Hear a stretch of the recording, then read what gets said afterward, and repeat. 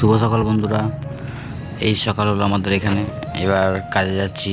এখন বাজে প্রায় সকাল 6:30 হবে হয়তো, বা 6টা, টাইম দেখিনি। তো যাওয়া যাক কাজে। দেখি আজকে আমাদের ফোরম্যান কি দেয় কাজ।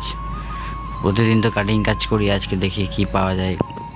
তো ঘুম থেকে উঠলাম, চোখটা কেমন একটু ঘুম ঘুম ভাব রয়েছে, এখনও ঘুম ছাড়ছে না, ভালো লাগছে একটু একটু। আর এসে আমি প্রথমে লিফটে একটা বন্ধুকে উঠালাম। দেখতে পাচ্ছ বন্ধু উঠছে ওপরে। বন্ধু ওই ওপর তলায় যাবে, ওপর থেকে হয়তো কিছু মাল নামাবে, তারপর আমি যাবো আবার ওইদিকে কাটিংয়ে।